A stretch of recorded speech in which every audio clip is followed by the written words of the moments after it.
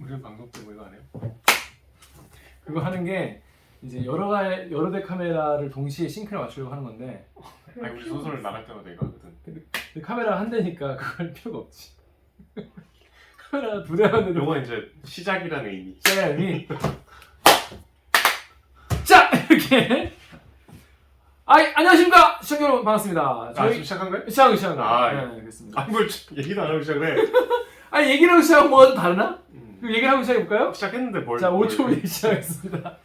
자 시청자 여러분 안녕하십니까. 저는 유튜브에서 댓글 읽어주는 기자들이라는 유튜브 하고 있는 KBS 김기화 기자입니다. 여러분 이게 무슨 프로인가 싶을 수 있어요. 썸네일 보셨다시피 책을 좀 읽자. 책을 너무 안 읽는다. 뭐 이런 생각이 들어가지고 누가 안 읽어? 내가 안 읽는다. 이런 생각이 들어가지고 저 스스로 책을 좀 많이 읽자. 그리고 나 혼자 이렇게 하면은 다른 사람들도 같이 좀 읽으면 좋지 않을까 싶어가지고 이런 유튜브를 한번 해볼까 생각해서 한번 만들어봤습니다. 책 읽어주는 기자들의 김기화 기자로 다시 인사드립니다. 반갑습니다. 호! 이거 좀 해줘야지. 오! 오! 매우! 아니 우리 채널에 올라가는 거 아니에요? 그쵸 맞아요. 근데 왜 이렇게 소개를? 아니 뭐 그래도 왜냐면 아예 생짜 모르시는 분들이 볼 수 있으니까. 네. 그쵸. 그렇죠. 네. 그 댓글 읽어주는 기자들 그 통계를 보면은 우리 영상을 보는 분의 절반이 구독하는 분, 절반은 구독 안 하는 분이에요. 그러니까 처음 오는 분이에요. 네, 지금 저는 문화부 소속이고요. 지금 공연, 그다음에 미술, 영화 이런 취재를 하고 있고, 매주 지금 일요일에 나가고 있는 우리 시대의 소설 또 함께 제작하고 있습니다. 송현욱이라고 합니다. 그렇습니다. 여러분 그 책 많이 보시나요? 이게 우리가 대학생 때 사실 고딩 때는 그냥 억지로 봐야 되니까 엄마가 보라 해서 또 학교에서 시켜서 독후감 내야 되니까 독후감도 그냥 베껴가지고 많이 내고 그러잖아요. 막 네이버에 찾아서 내고 그랬는데 책 좀 봐라. 책 좀 읽자. 뭔가 이제 이런 죄책감이나 이런 중압감은 누구나 갖고 있지 않습니까? 물론 없는 분도 계실 거예요. 없는 분도 계신데 최소한의 뭐랄까 지적 양심이 있다면 나 책 읽어야 되는데 이런 생각은 누구나 하실 거예요. 누구나 늘 하고 이제 서점에 가서 충만한 어떤 기운을 느끼고 그다음에 이제 서점에 갔으니까 책을 좀 사죠. 네, 하죠. 이 책을 살 때 이제 좀 고민을 하셔서 나름대로 선택을 하시겠지만 그렇죠. 이제 나중에 보면 이렇게 까매지잖아요. 네. 한 요 정도까지 까매지고 그렇죠. 쌓여 있죠. 이런 책들이 이게 너무 좀 지금 독자 여러분을 좀 비하한 게 아닌가 싶은데 지금 대체로 책을 너무 그런 식으로 약간 그러니까 본인이 책 진짜 많이 읽는다. 그런 분은 이거 보실 필요가 없어요. 자기가 책 많이 보는데 뭐하러 봐. 그런데 사실 대부분의 분들은 사놓고 안 읽고 약간 그게 책을 많이 본다는 게 얼마나 보는 거죠? 제 기준으로는 일주일에 그래도 한 권 반 정도는 봐야 많이 보는 거 아닌가? 그러니까 한 달에 한 대여섯 권. 대여섯 권 정도. 와. 그럼 굉장히 많이 보시는 거예요. 그러니까 한 달에 대여섯 권 어떻게 봐? 근데 이게 책에 대한 유튜브도 많고 블로그도 많잖아요. 그래서 이제 보통 그런데 운영하시는 분들 보면 물론 운영하시는 분들 다 그런 건 아니지만 권수를 좀 자랑하시잖아요.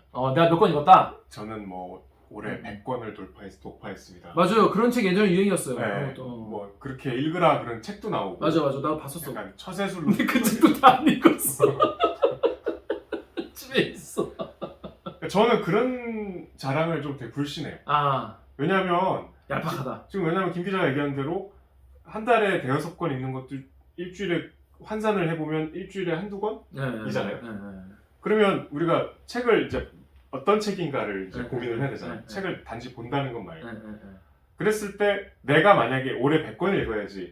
그러면 한 달에 도대체 몇 권 읽어야 돼요? 10권 가까이 읽어야 되잖아요. 그렇죠. 그러면 일주일에는 최소한 2권 이상을 읽어야 되잖아. 너무 빡센데?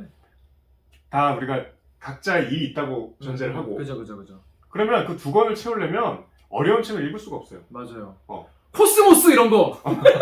코스모스 이런 거. 제껴야 돼. 그러니까. 내가 할당량을 채우려면. 그러니까 개수를 채우려면은 그 책의 어떤 퀄리티라기보다는 뭔가 그 이해 속도가 좀 느린 책은 좀 빼야 된다. 독서도 우리가 영화를 고를 때도 좀 같은 2시간짜리 영화에도 힘든 영화들이 있고 있죠. 2시간이 그냥 확 지나가 버리는 그쵸. 순삭되는 영화도 있고 그쵸. 그냥 되게 2시간이 생각이 안 나는 영화도 있고 뭐 다양하잖아요. 그러니까 책이 하물며 책은 그래도 더 다양한데 맞아요.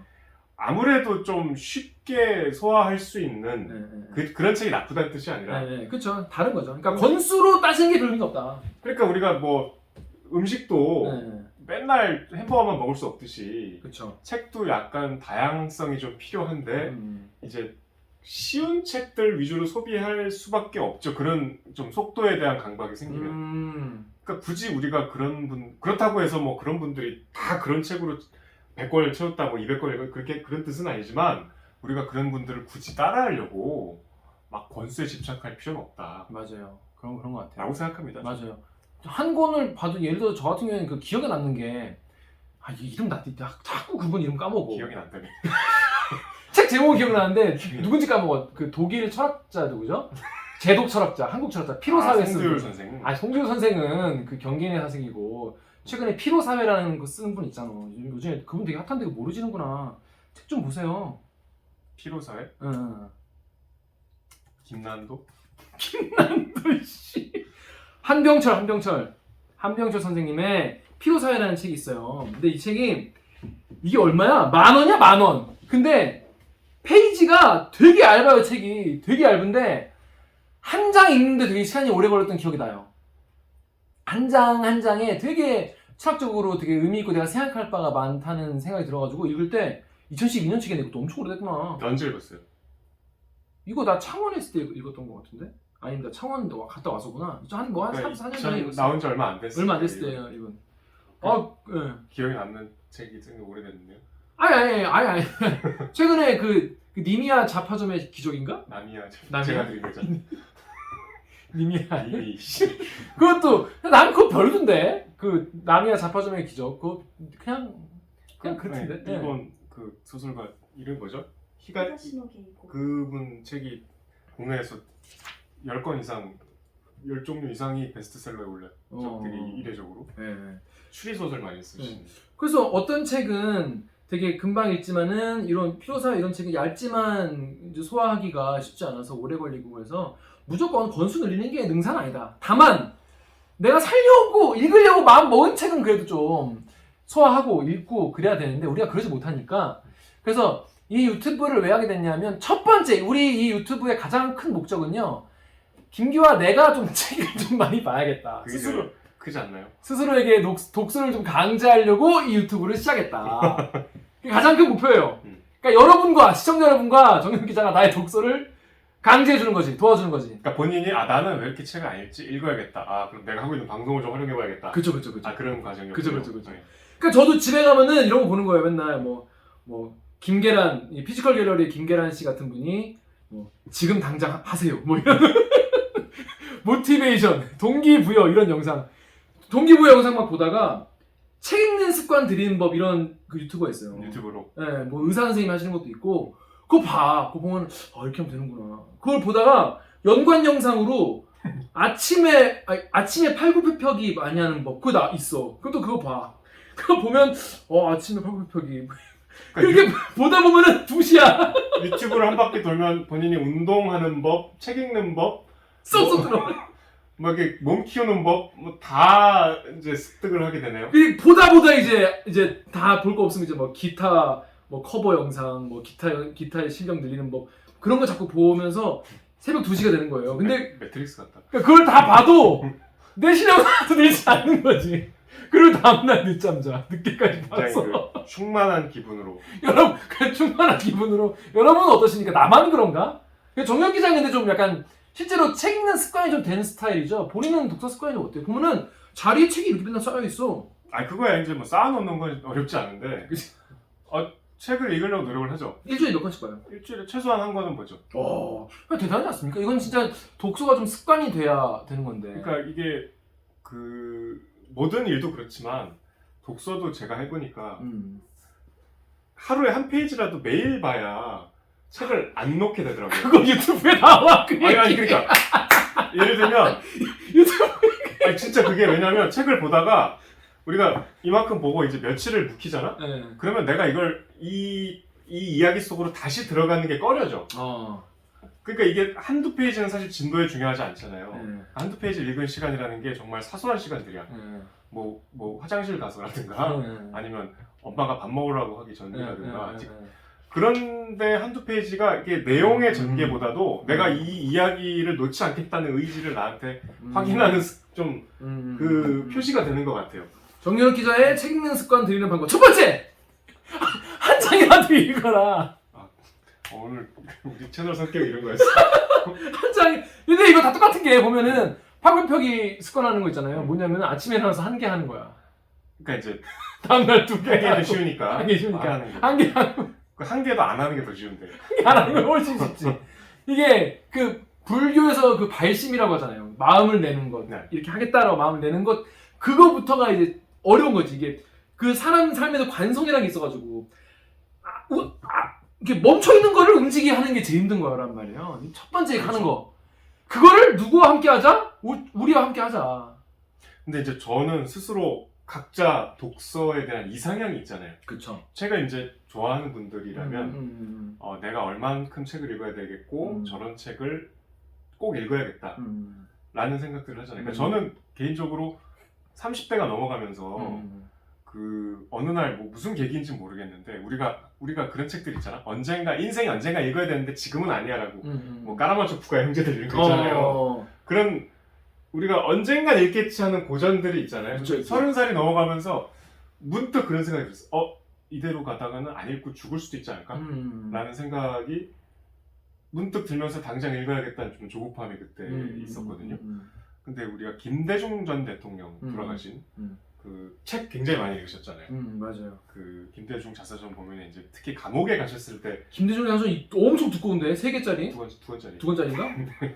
감옥에 가셨을 때 제일 많이 책을 읽으셔서 맞아요. 나중에 막 그런 생각도 했대요. 근데 책 읽을 시간이 없을 때 감옥 또 가고 싶다. 거기 나와요. 이분은 감옥이 자기 대학이라고 할 정도로 그래서 막 굉장히 많이 책을 읽었는데 혼난다. 그 감옥이 우리가 생각하는 굉장히 그 독서하기 좋은 환경이 아니고 그쵸. 그 당시 그 김대중 대통령만 해도 되게 열악한 독방에서 추운데 물이 얼 정도로 추운 환경이었다고 하더라고요. 그 책에 보면. 근데 이제 여러 가지 책을 쌓아놓고 하루에 목표를 세워놔서 그러니까 어려운 책, 쉬운 책, 어려운 책, 쉬운 책 이렇게 그러니까 하루 종일 시간이 있잖아. 그러니까 딱 이거 하나 놓고 이렇게 보는 게 아니고 그거는 본인도 너무 힘든 일이니까 본인에게 김대중에게 조차 힘든 일이니까 어려운 책은 요거는 그러니까 하루에 몇 페이지 그리고 쉬운 책 하루에 몇 페이지에서 이렇게 배분을 잘 해놨대요. 난이도별로. 그래서 그거를 꾸준하게 하니까 굉장히 많은 책을 읽을 수 있더라. 그러니까 아무리 어려운 책도 하루에 할당량을 정해놓으면 이게 읽어지더라. 그런 얘기를 하거든요. 그러니까 저의 독서의 이상은 조금 그 아주 어렵고 재미없는 고전들을 40살이 되기 전에 다 읽는 거였어요. 지금 올해가 40살인데 돼버렸어. 전혀 읽지 못했는데 이게 이제 아침에 저는 그런 어려운 책들을 골라서 정해놓고 한 30분 정도 읽는 게 목표거든요.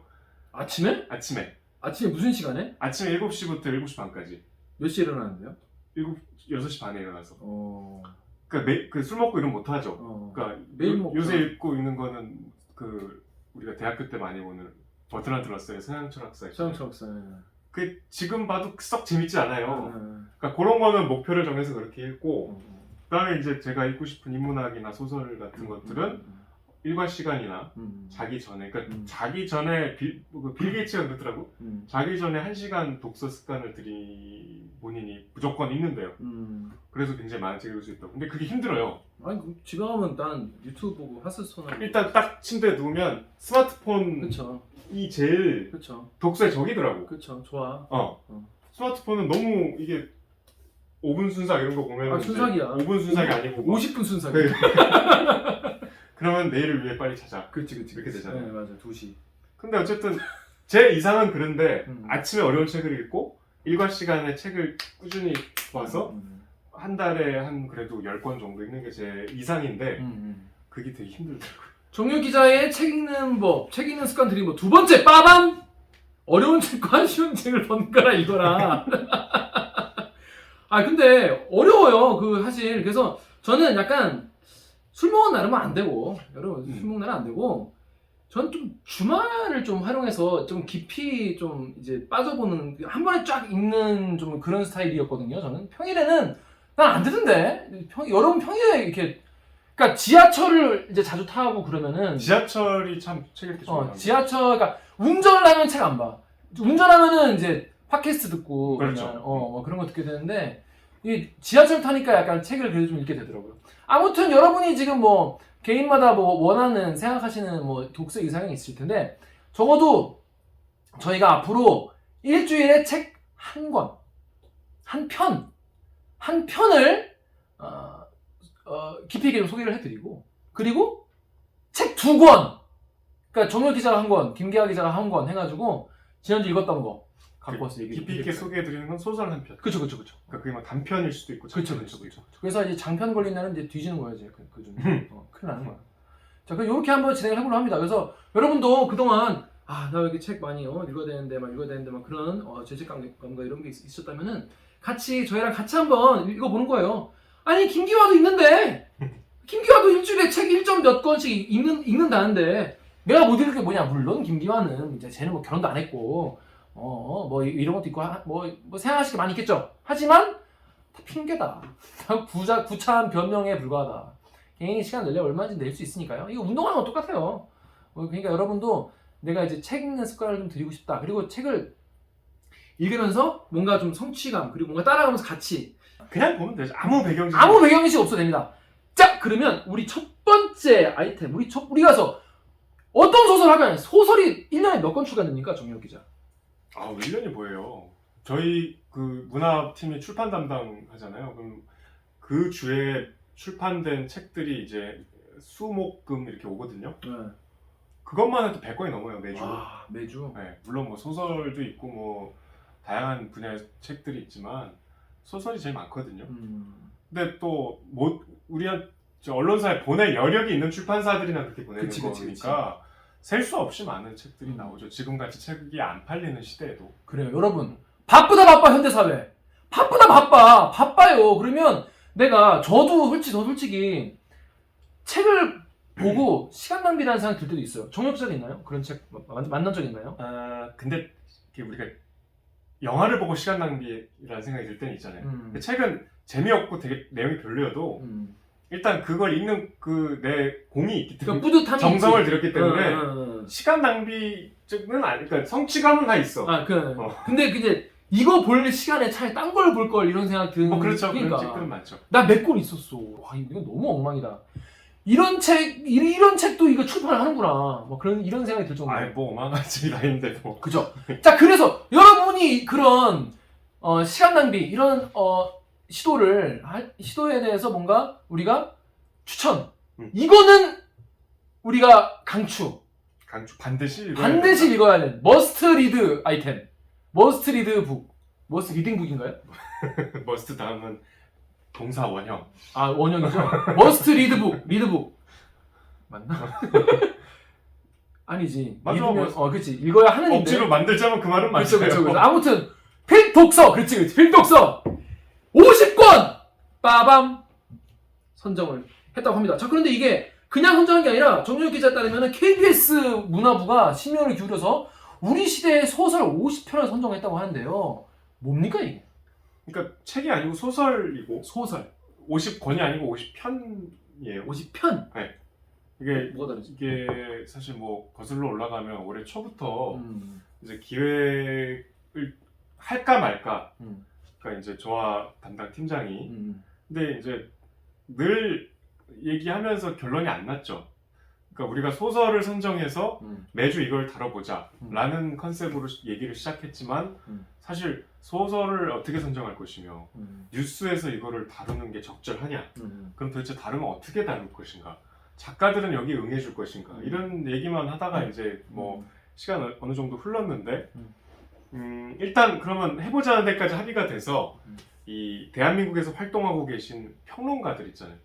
문학평론가들이 소속된 단체가 한국문학평론가협회가 있어요. 평론가 협회장을 만나서 이런 기획에 대해서 어떻게 생각하냐 물어봤더니 좋대요? 의외로 너무나 반갑게 이건 굉장히 좋은 계획이고 해볼 만하다 저쪽에서 이렇게 나온다면 우리도 한번 준비해볼까? 그래서 이제 그때부터 좀 실무 작업이 시작이 됐어요.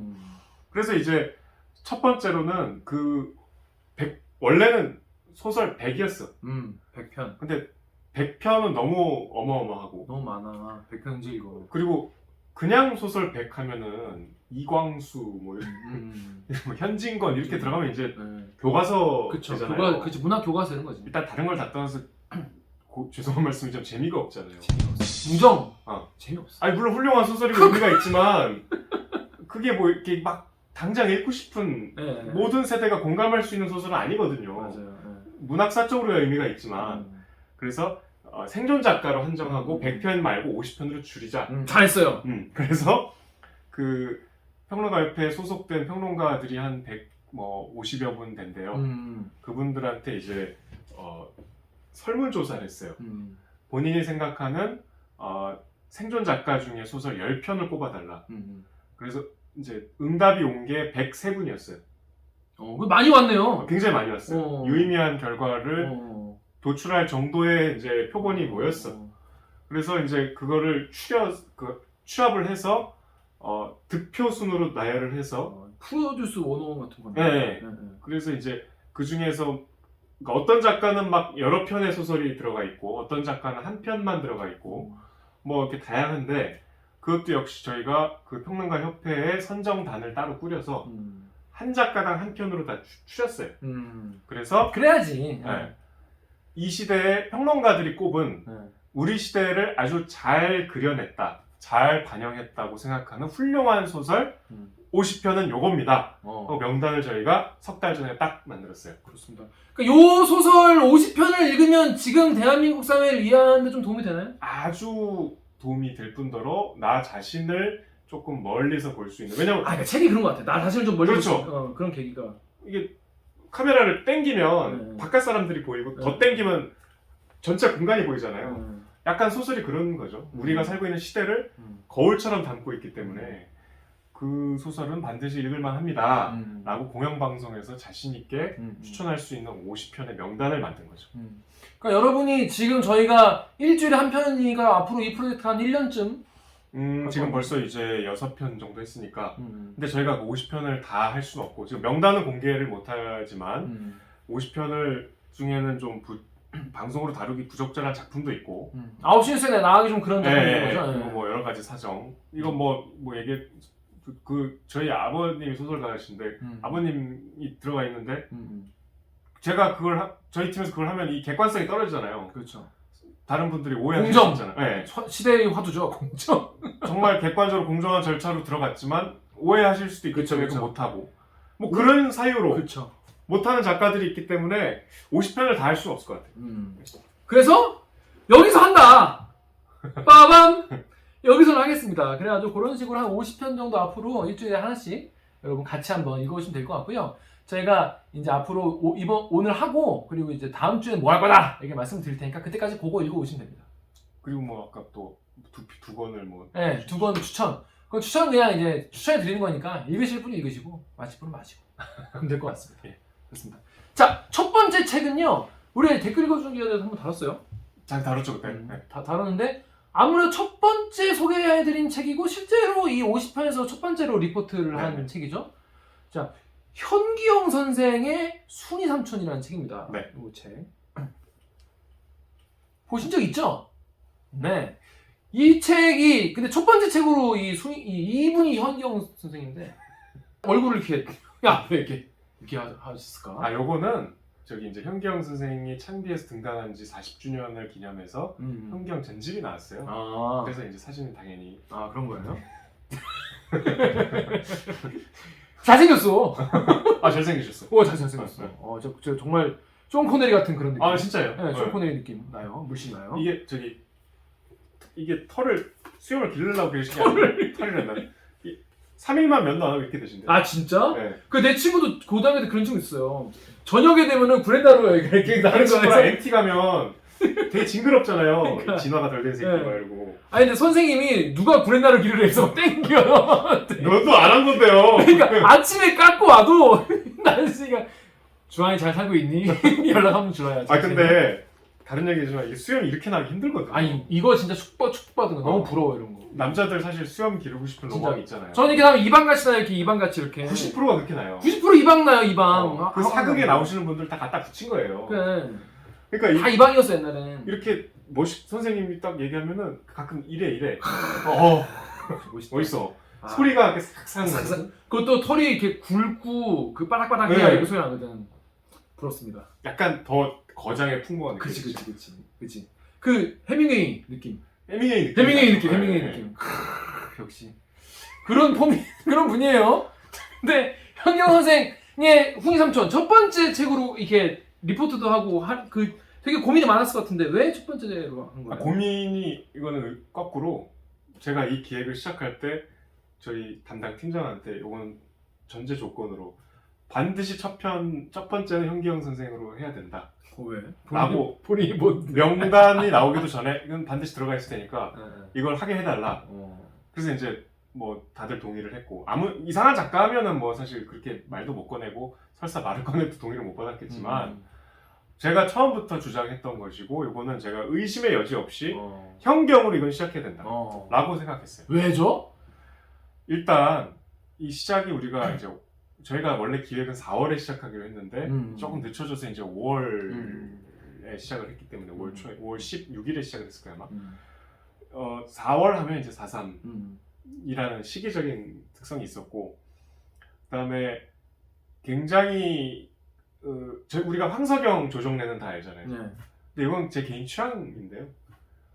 문학성으로 치면 황석영 조정래보다 훨씬 더 높은 성취를 이룬 작가라고 생각했는데 그 성취에 비해서 인지도가 황석영 조정래 같은 거장들에 비해서 좀 떨어지는 분이어서 아깝다. 제가 좀 그걸 알리고 싶었어요. 이 소설이 얼마나 아름답고 슬프고 쉽고 재밌는 소설인지를 사람들이 좀 알았으면 좋겠다. 그리고 꼭 읽을 만한 가치가 있는 소설이다 라는 거를 제가 독자로서 꼭 알리고 싶어서 그리고 그럴 만한 작품성이 충분히 있고 모든 작가들이 존경하는 작가이기 때문에 자 근데 여러분 이 4.3 하면 아니 나 전에 소개팅 했는데 여자분이 4.3을 아예 모르다 4.3이 뭔지를 몰라. 소개팅 자리에서 왜 4.3 얘기해? 그러니까 그게 비호감이 그게 아니라 얘기를 했어. 그래서 뭐 유튜브를 하고 있다. 그래서 뭘 했냐? 그래서 내가 이거 수인 삼촌 뭐 이런 걸 했다. 이거 수인 삼촌이 뭐냐? 그래서 4.3 사건을 다룬 소설이다.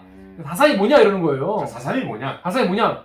그래서 이 4.3 모르는 사람 진짜 많구나. 근데 여러분 어때요? 여러분 이거 책 봤나요? 저 같은 경우에는 4.3을 다룬 어떤 사실 4.3이라는 끔찍한 제주 양민 학살이라고 표현해야 되죠.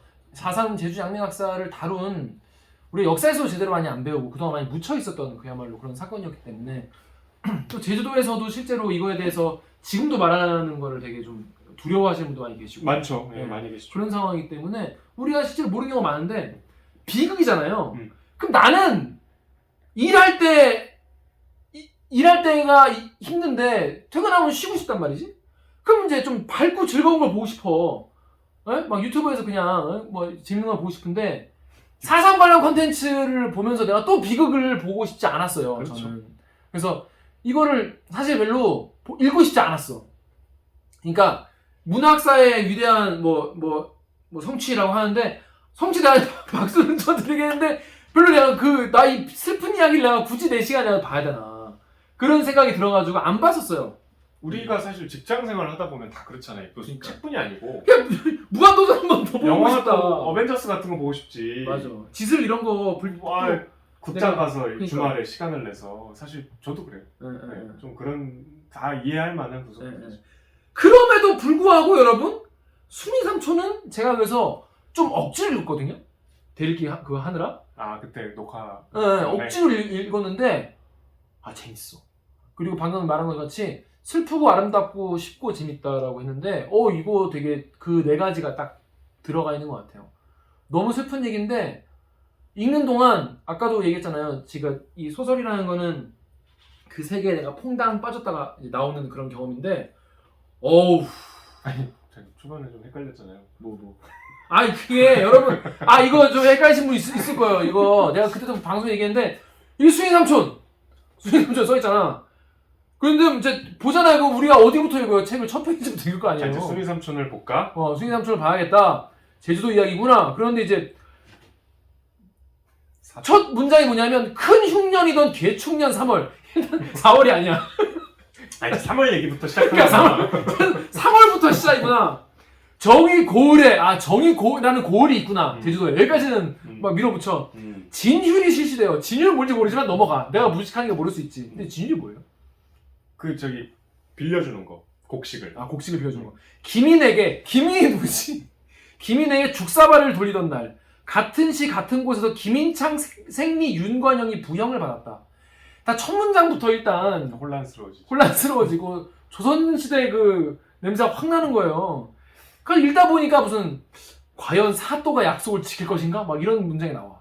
그래서 저는 이제 제가 사실 무식하거든요. 무식해서 제주도는 그때 해방 공간에서 뭔가 사또가 그런 개념이 뭔가 이런 향리 이런 개념이 있었는데 내가 몰랐을 수도 있구나. 막 그런 대한민국 정부의 진유를 막 실시하고 그래서 나 스스로를 막 설득시키면서 읽었는데 읽다 보니까 딴 거야. 딴 작품이야 아예. 그래서 이건 중단편 전집입니다, 여러분. 이 책을 하신 분들 헷갈릴 수 있어요.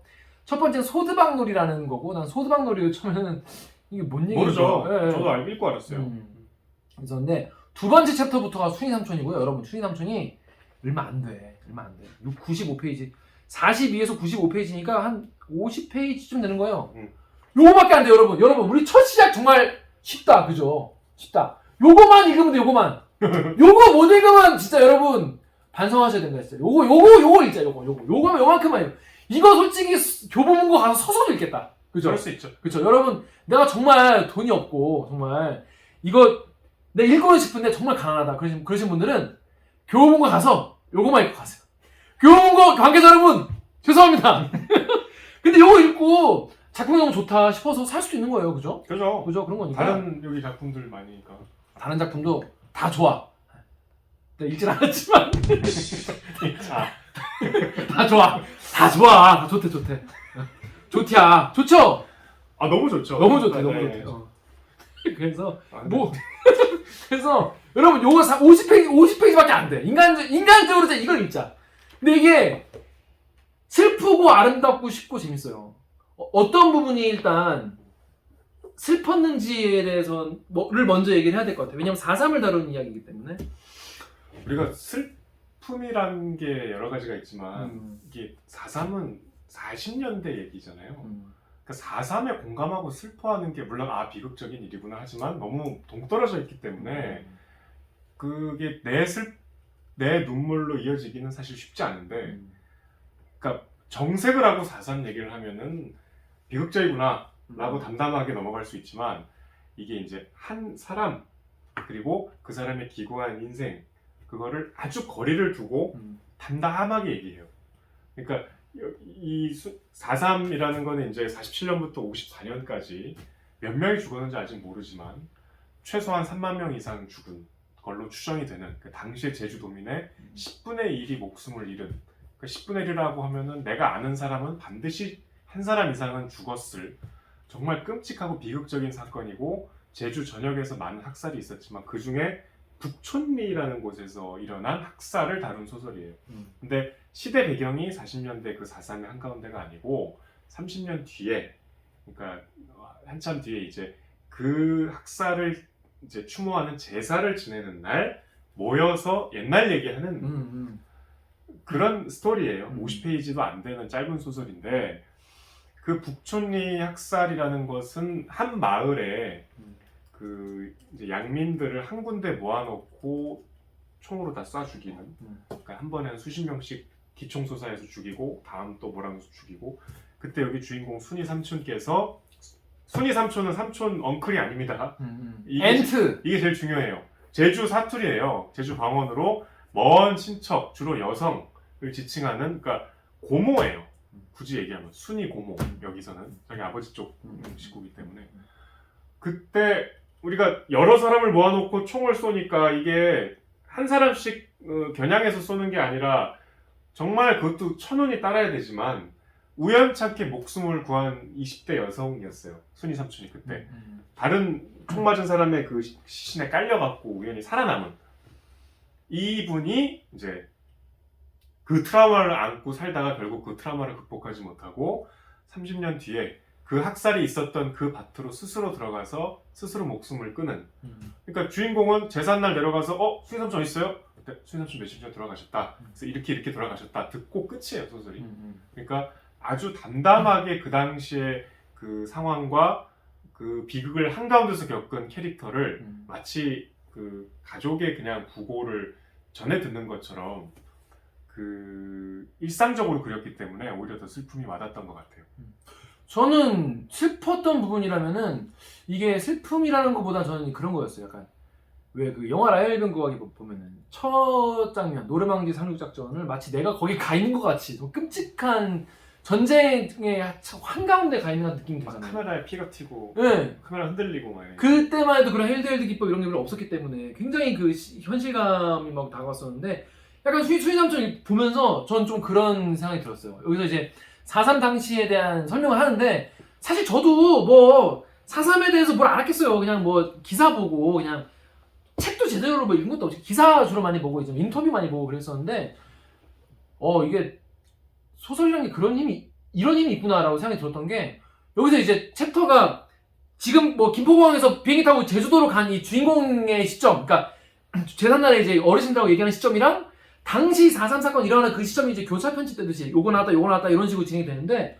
그 당시의 이야기로 가보면은 내가 진짜 그 한가운데 있는 것 같아. 내가 그 운동장 한가운데 있는 것 같고 그 현장감이 그 쩌렁쩌렁한 그 모이라는 그 군인들의 막 목소리 이런 게 어떻게 그렇게 그러니까 글을 잘 써서 그런 거겠죠? 정말 현장감이 느껴지는 그런. 거기에 그런 장면이 나오죠. 모든 이제 그 마을 사람들을 운동장으로 몰아넣고 이제 운동장에 몰아넣은 모든 사람을 다 죽이는 게 아니고 이제 군인 가족들을 먼저 추려내잖아요. 추려내는 거. 그러니까 구령대라고 하죠 보통 가운데 있는 요새는 구령대. 교장 선생님이 나와서 후나 2시간 동안 하는 거. 그 뒤로 일단 군인 가족들은 보내요. 그러니까 처음에 모인 마을 사람들은 왜 모이라 그랬지?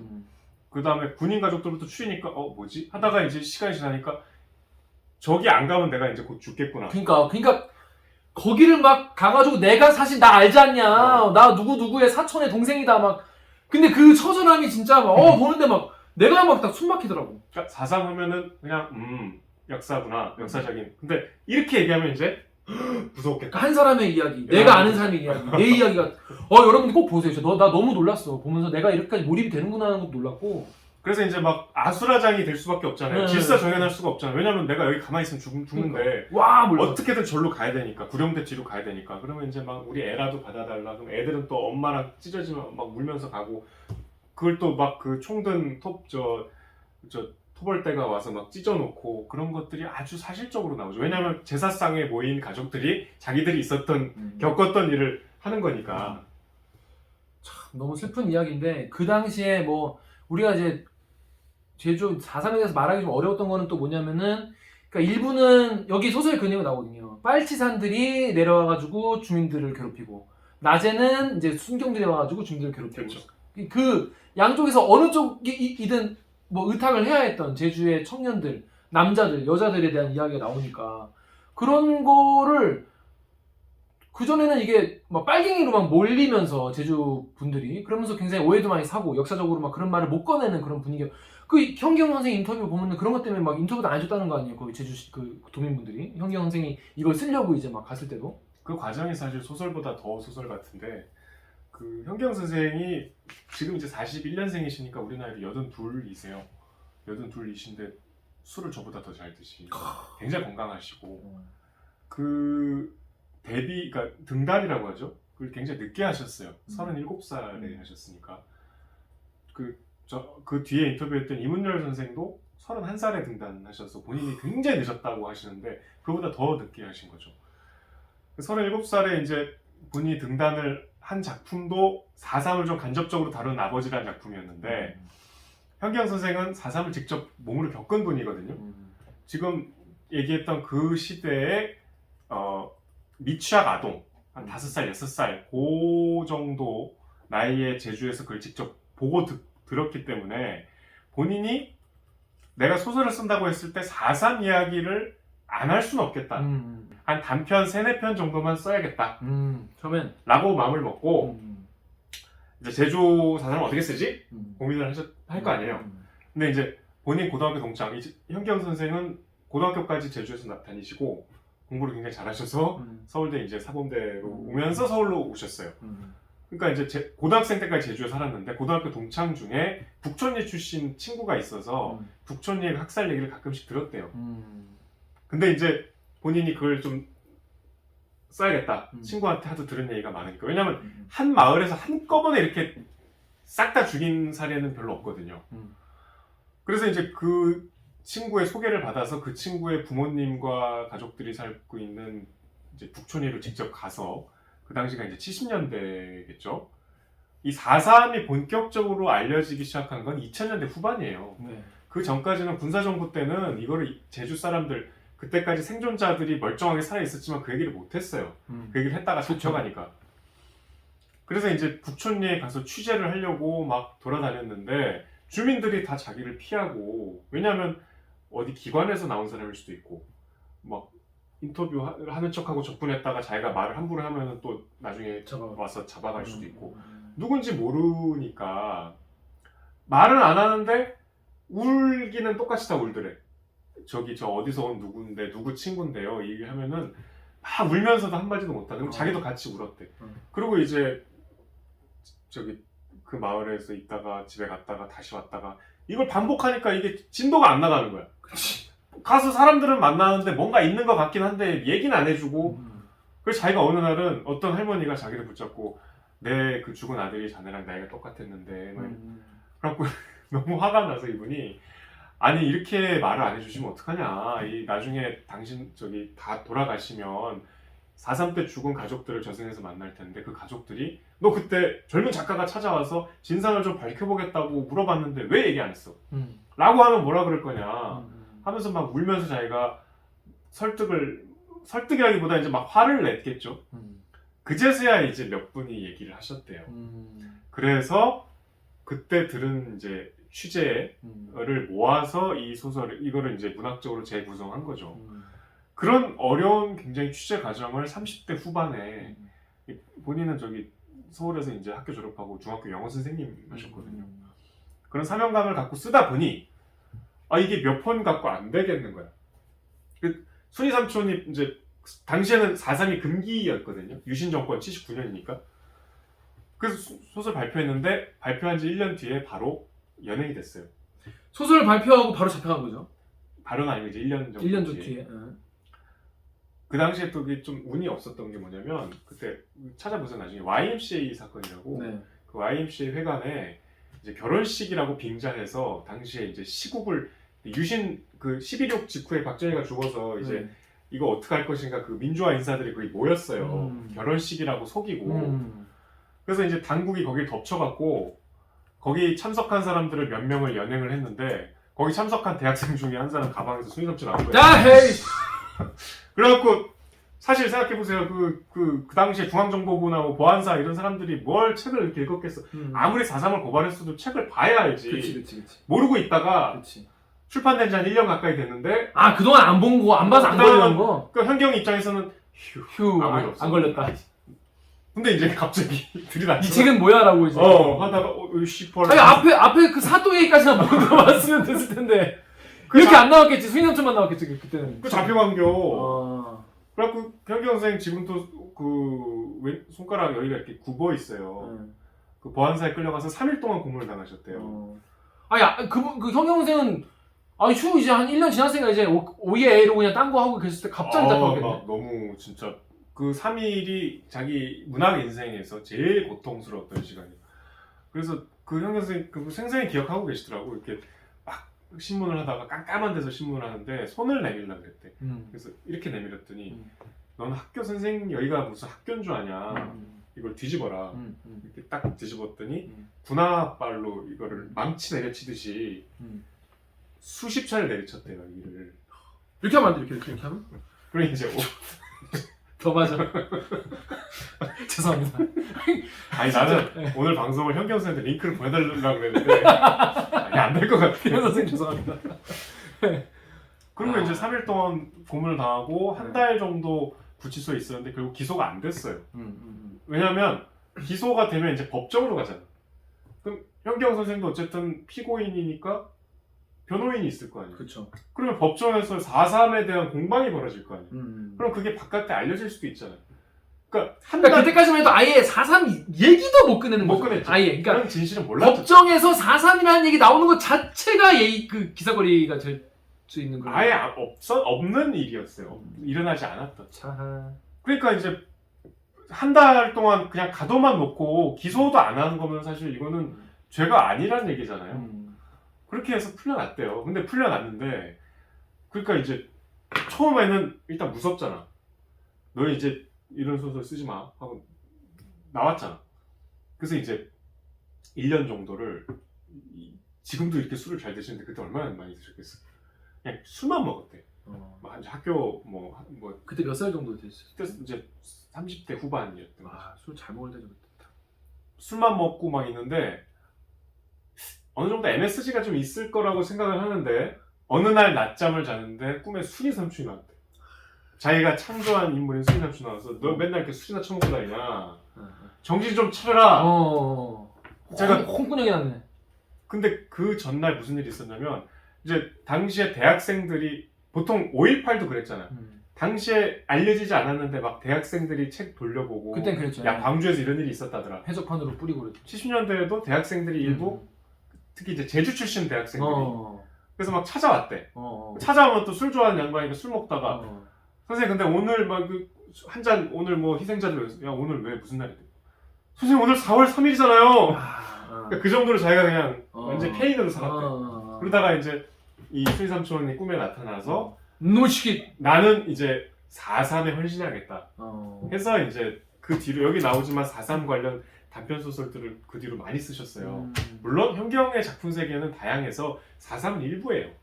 근데 이제 4.3 작가가 본인이 되게 된 계기가 이 순이 삼촌 때문에 원래는 그런 계획이 없었는데 나는 4.3 한 3-4편만 쓰고 이제 내가 하고 싶은 거 해야지 했다가 이 책으로 인해서 본인 인생이 이렇게 바뀌었다 라고 본인이 얘기하시더라고요. 그렇습니다. 제가 인터뷰 직접 한 거를 한번 링크를 하든지 중간에 끼워주자면 그것도 한번 보시면 좋을 것 같습니다. 중간에 끼워놓은 게 나려나? 작가님 녹화 잘 되고 있나요? 좀 봐주세요. 잘 되고 있겠죠? 자 그리고 슬프고 이런 작품이다 이런 거 알겠는데 작품 자체로서 그러니까 소설적으로서 아름답다라는 거를 제가 먼저 말씀 좀 드려볼게요. 네네. 저는 딴 거보다 한국 소설, 그러니까 특히 이제 약간 이제 연식이 좀 이제 있으신 이제 작가님들 소설 보면은 그 사투리를 많이 쓰는 거 많아요. 그래서 잘 이해가 안 될 때도 있지만은 이 순이 삼촌 같은 경우에도 제주 사투리가 많이 나오는데 이 삼촌 자체가 사투리. 그쵸 제목부터 사투리인데 되게 아름답다는 그러니까 그 문장 자체가 아름답다는 생각을 많이 들었어요. 그런 단어 같은 게 너무 예쁘고 보고 읽고 있으면 우리가 사실 제주도 하면 이제 관광 가는 곳을 많이 생각하지 않습니까? 근데 여기 이제 책에도 나오는데 이 사건이 일어난 곳은 그러니까 제주도에도 관광으로 개발 안 되는 데가 있을 거 아니에요. 그런 동네라는 거예요. 그렇죠. 그러니까 산촌 같은 그런 데인데 그런 데로 이제 주인공이 가면서 제주도에 대한 이야기를 풍광을 설명하면서 하는데 정말 이거를 주인공이 설명을 하면서 사투리를 막 설명을 해줘. 그런 부분이 전 참 뭐랄까 우리말에 이렇게 예쁜 표현도 있구나 그런 아까 단어적인 아름다움 그런 것도 되게 컸다고 좀 생각이 들어요. 거기 좀 아픔이 있는 게 제주 출신들은 지금은 안 그러시겠지만 제주에서 살다가 이제 서울로 유학을 오잖아요. 뭐 대학을 와서 올라오기도 하고 이제 취업을 해서 올라오기도 하고 그러면 보통 제주 출신인 걸 좀 숨기고 싶어 한대요. 이게 왜냐하면 너무 4.3에 대한 그 컴플렉스도 있지만 제주 말이 이게 차원이 다른 사투리잖아요. 맞아요. 굉장히 그 경상도 전라도 사투리와는 차원이 다르게 이게 알아먹을 수가 없어. 맞아. 사투리만으로 대화를 한 제주분 두 분이 대화를 하면 못 알아듣죠. 이 해독이 아예 불가능할 정도의 정말. 그러니까 저도 옛날에 학교 갔는데 학교 선배가 여자 선배가 몰랐는데 제주 출신이라는 거예요. 선배들이 술 먹다가 개인기로 제주 사투리 해보라고 막 시키는 거예요. 진짜 사투리가 개인기가 되는 동네잖아. 개인기가 되는 거야. 근데 그 누나가 또 하는 거야. 근데 한마디도 못 알아듣겠는 거예요. 힘들어. 진짜 유치도 안 돼요. 그러면서 본인이 굉장히 그래서 자기 개인기 했으니까 뭐 술값 안 내겠다. 뭐 그랬던 기억이 나요. 그 누나 지금 외교관이야. 제주 출신. 제주 출신 외교관이야. 근데 그러니까 그만큼 제주도 사투리가 되게 그렇죠. 색다르고 근데 여기서 되게 예쁘게 많이 나왔어요. 재밌었어요. 그 아픔이라는 게 그 주인공이 거의 그런 정서가 이게 성경 선생을 만나면 이게 이해가 돼. 주인공이 이제 서울에서 그걸 막 숨기고 있다가 내가 제주 주시는 걸 숨기고 있다가 제주에 오랜만에 내 고향에 내려왔는데 곳곳에서 들리는 할머니의 사투리가 다 이해가 되는 거야. 그 재밌어. 난그 부분 되게 뭐랄까 따뜻한 느낌? 그 부분이 되게. 그래서 약간 뭐랄까 내가 관광객처럼 이걸 막 호기심을 표시하기도 좀 그렇고. 그러니까 뭐 감자 얘기 막 이런 거 하는데 막 되게 귀여워. 그러니까 문장 자체가 귀여운 게 있었어요. 그리고 저는 그 영화도 여러분 영화도에 교차 편집이라는 게 있잖아요. 아까도 말씀드렸지만 이 책 자체가 과거에서 자꾸 왔다 갔다 한단 말이야. 근데 예를 들어서 무슨 그 넷플릭스 드라마 위쳐 이런 거 보면은 잘 이해가 안 돼요. 너무 왔다 갔다 하는데 이게 뭐 연결이 잘 안 돼. 엉망이야. 근데 또 잘한 영화는 또 이게 되게 교차 편집 잘 되잖아요. 근데 저는 사실 예전에 그 베니스의 개성상인이라는 책 보셨습니까? 맞죠. 우리 중딩 때 나온 거잖아요. 그게 여러분 봤습니까? 이 되게 옛날 책인데 그때 그 베니스의 개성상인 보는 게 막 유행이었어요 거의. 그렇지 그때 이제 개미랑 베르나르 개미랑 저 돌연변이라고 미국 베르나르 개미 돌연변이 무궁화꽃이 피었습니다. 에볼라 뭐 이런 거 꼭 봐야 되는 뭐 테마로 그 당시에는 막 중딩부터 아직까지 다 읽었단 말이야 그런 책. 90년대가 그런 시대였어요. 그러니까, 베스트셀러가 쏟아졌어. 그러니까 테마로 이런 거 가면은 학교 가면 애들은 베니스의 개성상인 얘기했어요. 근데 베니스의 개성상인이 여러분 기억하실지 모르겠지만은 교차 편집이 돼 있어요. 그러니까 하나는 베니스에 그 당시에 갔던 이제 한국인 출신이 거기 가서 이제 뭐 활약을 하는 그 옛날 얘기. 그게 뭐 르네상스 때야? 뭐 언제 얘기야 그게? 하여튼 피렌체 베니스 그때 얘기야. 르네상스겠네. 그때 얘기고 하나는 지금 한국에서 무역해서 다니는 사람이 미국의 슈퍼 300조라는 그런 이제 조약인가 뭔가 들어오는데 그런 거에 대항해서 이렇게 활로를 뚫는 그런 얘기인데 내가 중딩이니까 하나도 모르겠는 거예요 무슨 말인지. 그래서 교사 편집인데 그 부분은 그냥 아예 띄워먹고 그냥 베니스 얘기만 봤던 기억이 나요. 아예. 근데 그 뛰어넘었어요? 아예 안 봤어. 그 얘기 나오는데 또 넘겼어 그냥. 나중에는 마지막 근데 웃긴 게 마지막에 가서 둘이 막 억지로 연결하려고 하는데 전혀 연결 안 되고 좀 별로였어. 아니 본인이 그 부분을 알고 있으니까 연결이 안 되지. 그러니까 이제 깨달았니?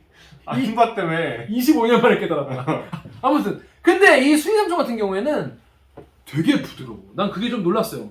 이런 교차 편집, 그러니까 갑자기 옛날 얘기로 돌아갔다가 다시 돌아오고 이런 게 되게 촌스러울 수 있거든요. 구성상 되게 좀 부자연스러울 수 있는데 그거를 정말 그렇죠. 너무 부드럽게 천의 무봉, 너무너무 부드럽게 해서 읽다 보면은 그냥 납득되면서 읽고 있어. 너무 신기했어. 그게 이제 작가의 역량이겠죠. 그렇죠. 4.3을 그냥 고발한 문학이면 사실 우리가 이렇게까지 열변을 토할 이유가 없죠. 그러니까 이 소설 자체의 그 미학적인 완성도가 대단히 높기 때문에. 그렇더라고요. 그리고 일단 김기하 기자도 평소 대화를 해보면 저랑 생각이 비슷한데 저는 훌륭한 어떤 글이든 말이든 쉬워야 된다고 생각해요. 맞아요. 단순하고 이해하기가 명료해야 된다고 생각해요. 맞아요. 근데 현기영 선생의 모든 소설은 물론 어려운 거는 그 제주의 풍광을 묘사할 때 본인이 제주 사람이기 때문에 이 제주에서만 쓰는 어떤 말이라든가 우리가 잘 못 보게 되는 풍경을 묘사할 때는 좀 이해가 안 되는 구석들도 있어요. 하지만 대체로 되게 쉬워요.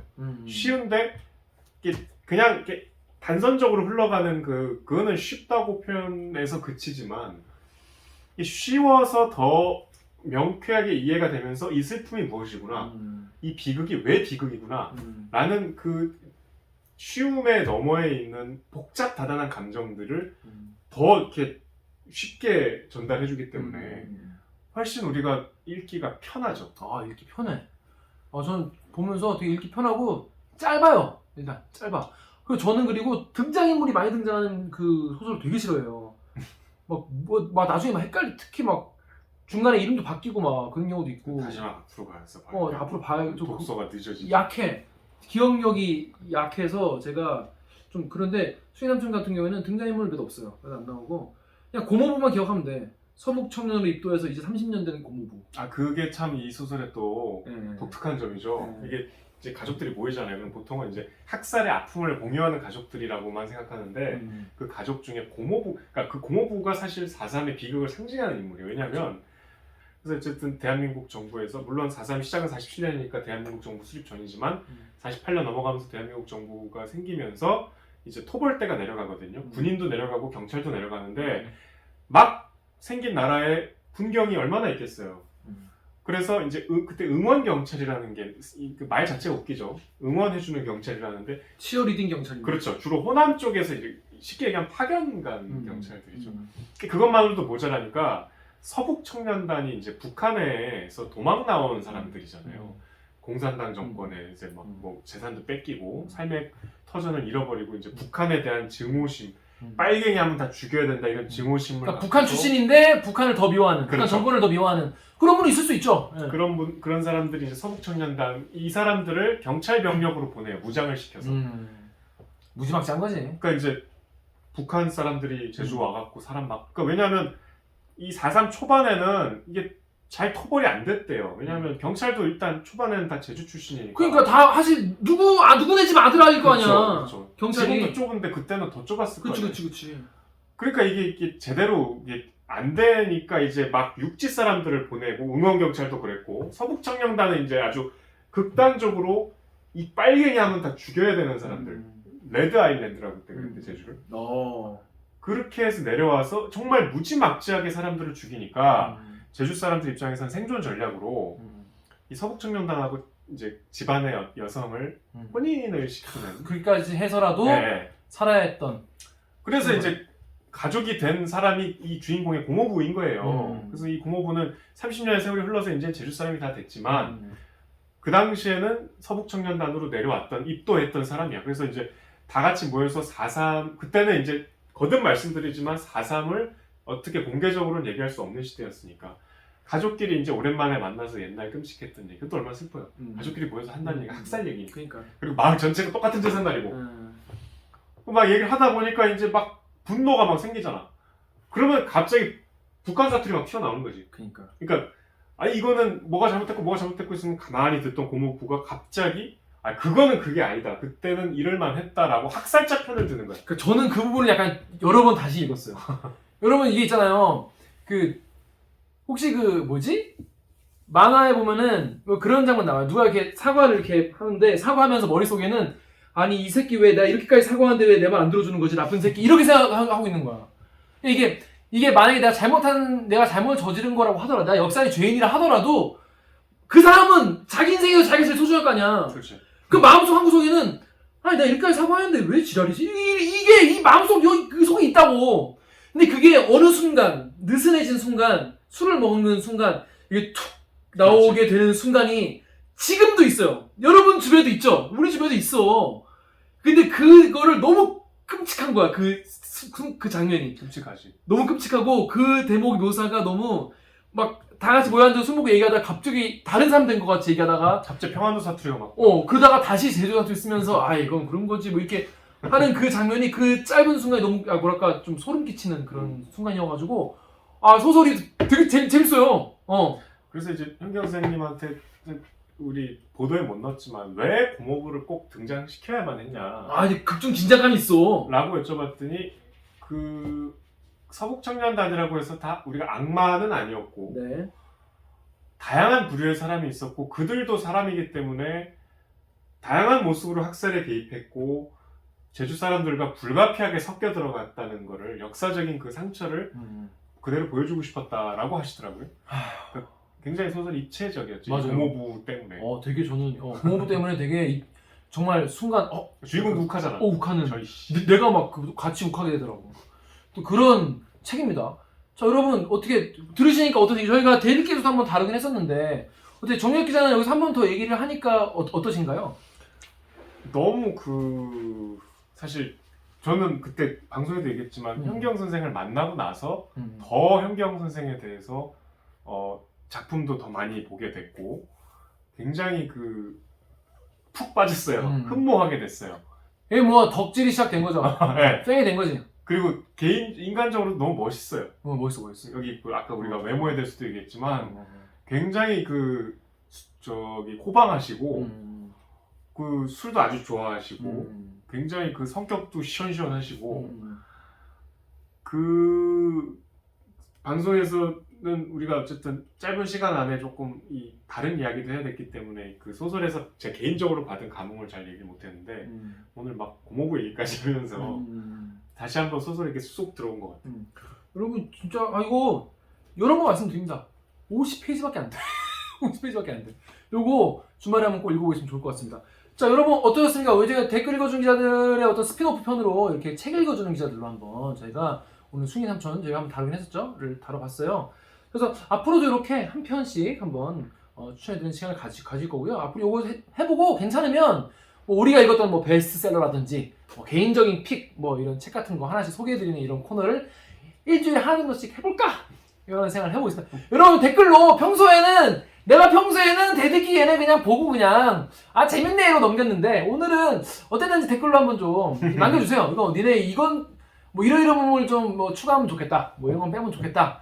뭐 요걸 앞으로 할 때 조언 같은 거를 좀 여러분이 좀 해주시면은 그런 거 반영해서 앞으로 이 방송을 만들어 나가도록 하겠습니다. 형님 얘기 잠깐만요. 네네. 요거는 이제 추천은 오늘 없는 거잖아요. 네, 없어요.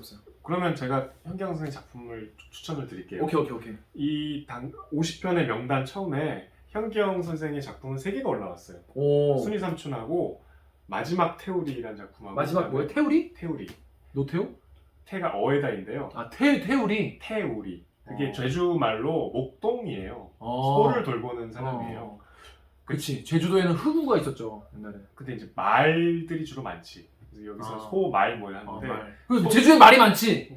소들 이렇게 방목해서 막 넓은 목초지들도 많고 그 마지막 이제 거의 그게 없어진 직업이잖아요. 이를테면 목동이니까. The Last 목동. 근데 이 소설은 그것도 역시 순이 삼촌 같은 단편이에요. 처음부터 끝까지 이건 별 내용이 없어. 거의 묘사가 70-80%가 굉장히 독특한 소설이에요.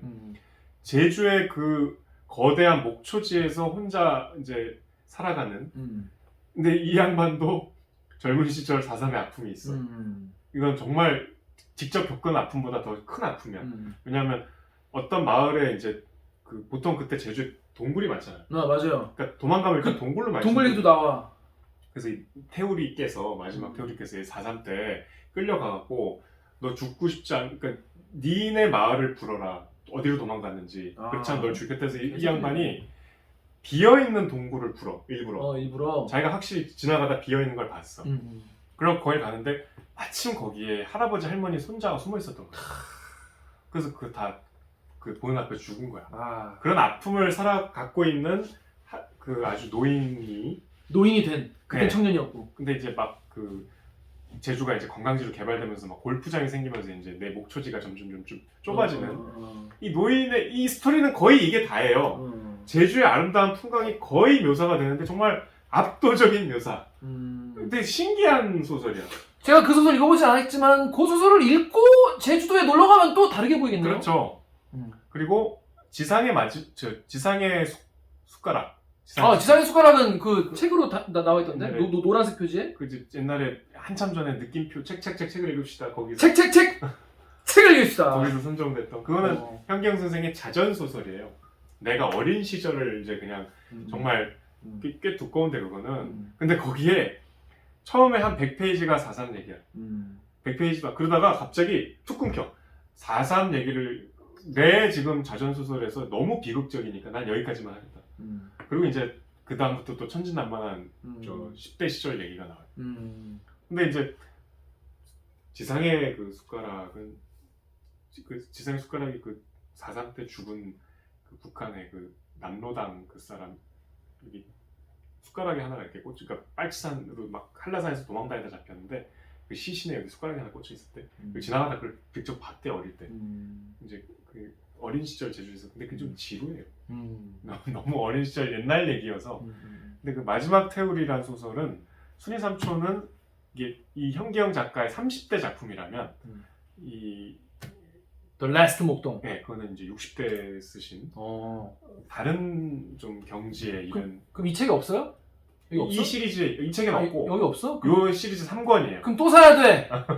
한 권 더 사야 돼. 그 책도 같이 읽어보시면 마지막 태우리가 있네. 현기영의 어떤 작품 세계를 어느 정도는 좀 짐작할 수 있다. 더 다행인 게 이 마지막 태우리가 들어있는 중단편 선집은요 마지막 태우리가 제일 앞에 있어.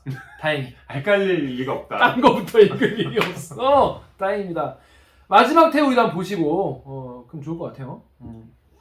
그렇습니다. 하여튼 되게 뭐랄까 내용 자체가 저는 좀 그런 생각 들었어요. 이 책 그 추천 그 북튜버라고 하잖아요. 아 그런가요? 네, 북튜버라고 하는데 다들 되게 좀 약간 차분하시고 약간 그러니까 되게 잔잔하고 되게 이제 고품격 책 소개를 하시더라고요. 그래서 누군가는 품격 없는 걸 원하지 않을까. 경박하게 하겠네요.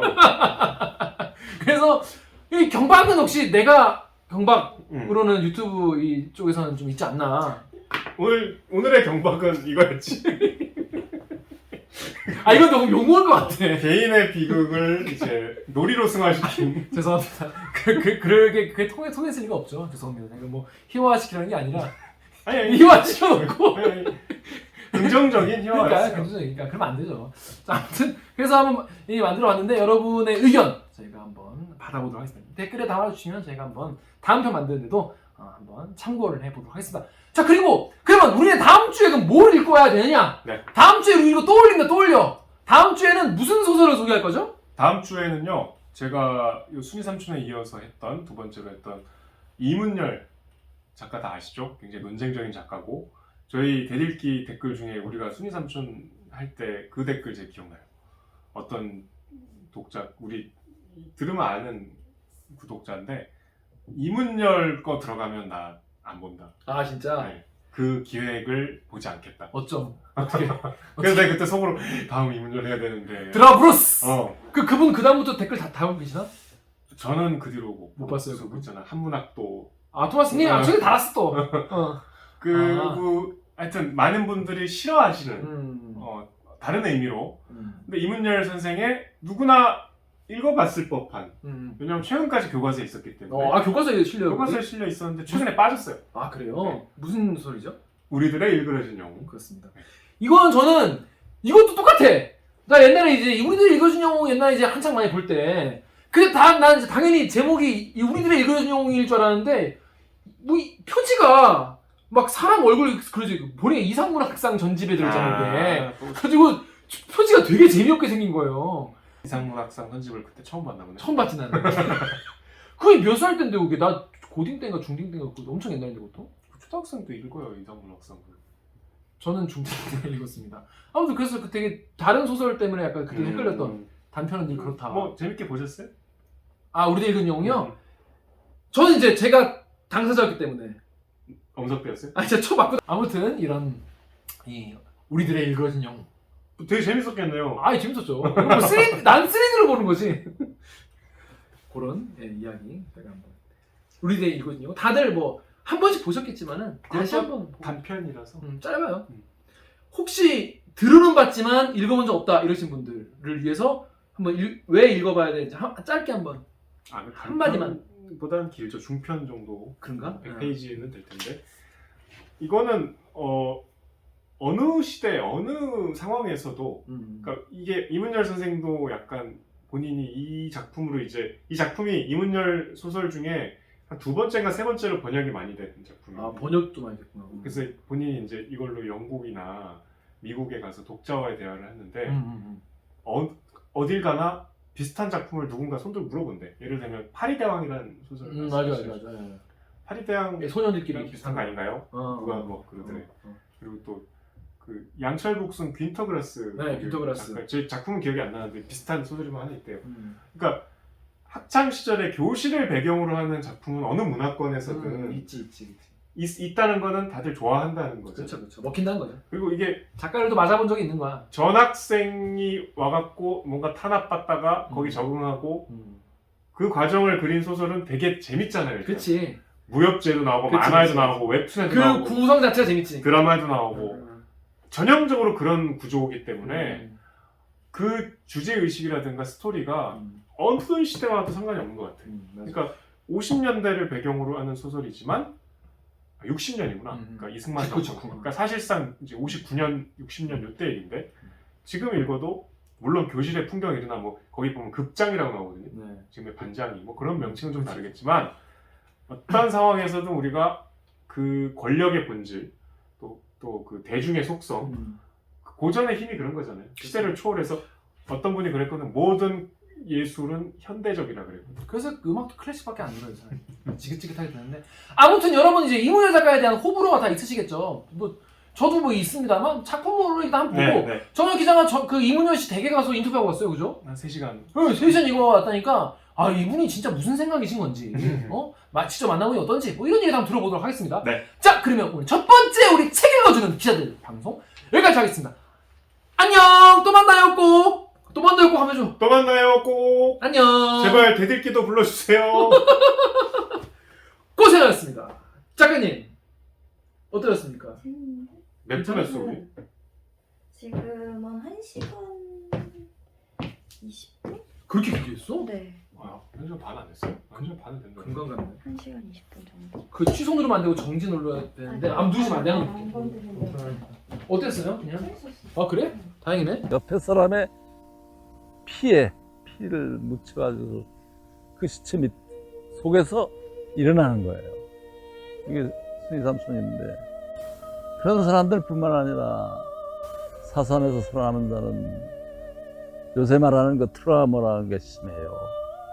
가해자가 어떤 사람이고 그 사람들은 벌 줘야 된다는 말을 한마디도 못하는 상태니까 병든 사람들, 생존자들은 정신적으로 병든 사람, 트라우마를 앓고 있는 사람들이지요. 그게 순위 삼촌이에요. 그러니까 그건 사실 그대로죠.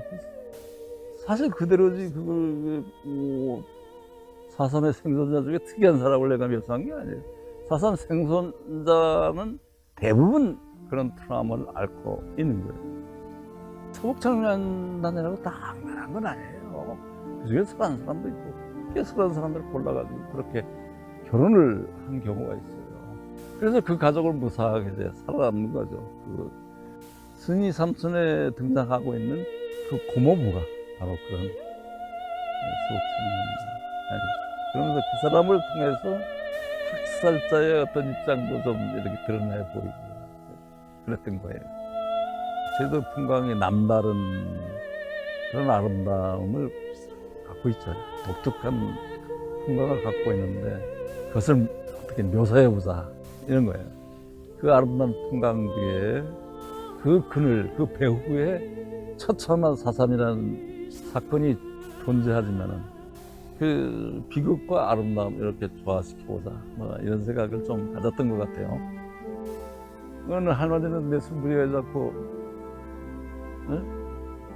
내 아들이 그 당시 내 아들이 자네 나이였네 하고 울기만 하시니까 나도 울기만 하다가 돌아가고 그랬다가 내가 이제 한 젊은 작가가 이 북촌이 겪었던 이 대참사를 뭔가 좀 얘기하고 싶어서 찾아왔는데 말씀을 안 하자면 증언을 안 하시면은 나중에 돌아가셔서 저 저승에서 저 하늘에서 가족들을 만날 게 아닙니까? 가족 만나서 뭐라고 답변하시겠습니까? 그때 젊은 작가가 와서 그 참상, 그 억울함을 호소했어야 되지 않겠냐?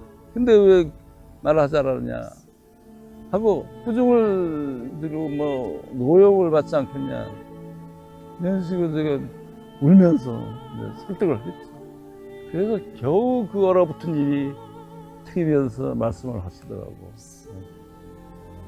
도저히 더 이상 사삼에 대해 쓸 용기도 없고 쓸 수 없고 없게 되니까 절망하게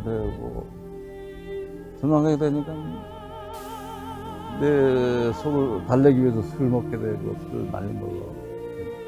대낮에 술을 먹었죠. 대낮에 술 먹고 집에 쓰여서 있었는데 갑자기 환한 빛 속에서 하얀 소복을 입은 여인이 나타나는 거예요. 마치 백일몽을 꾸는 거죠.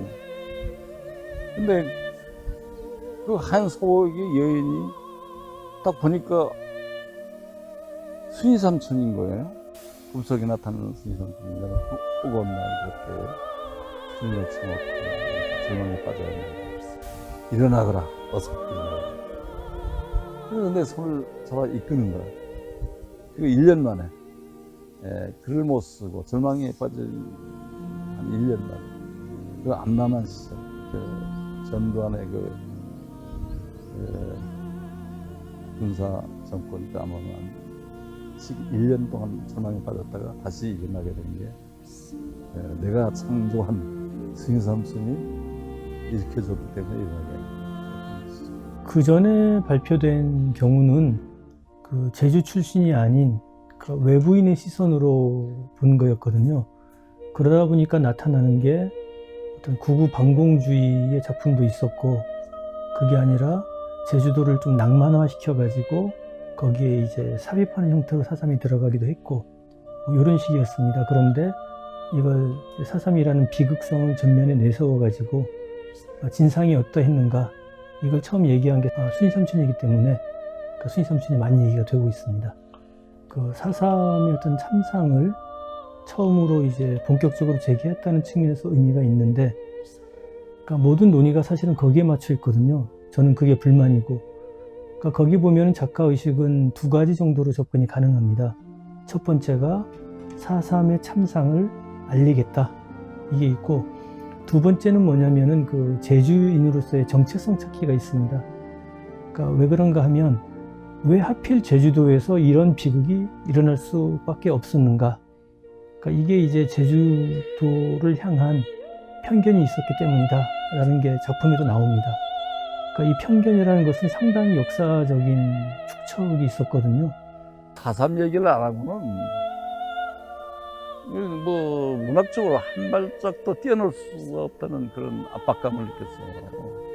왜냐하면 늘 제주도는 참 무슨 웅성웅성하는 소리로, 그때 누가 죽었고 누가 그 밭에서는 누구가 있었는데 다 죽었고 뭐 이런 소리가 뒤에서 늘 얘기하는 거예요. 웅얼거리는 소리가. 큰 소리를 외치지도 못하고 분노의 목소리가 없이 웅얼웅얼웅얼. 그러니까 내가 막상 펜대를 지었는데, 펜대는 그냥 뭐 아름다움을 위해서 이 펜대를 사용할 수도 있지만, 미학을 위해서 이 펜대를 사용할 수 있지만, 내면의 억압, 이것을 풀어보기 위해서라도 4.3에 대해서 쓰고 넘어가야겠다. 한번 중단편 한 3편만 쓰고 넘어가자 했는데, 나를 체포해가지고 무지하게 고문하고 말이지. 또 감옥 살리고. 그때부터 이게 4.3에서 벗어나지 못하게 된 겁니다. 나는 이제 4.3 벗어나서 다른 얘기도 쓸 수 있고, 다른 문학에 관심을 가질 수도 있었는데, 북촌, 이 마을을, 그 북촌 마을에 겪었던 대참사를 그걸 이제 간접 체험함으로써 4.3에서 벗어나지 못하는 그런 인생이 되어버렸어요, 지금도.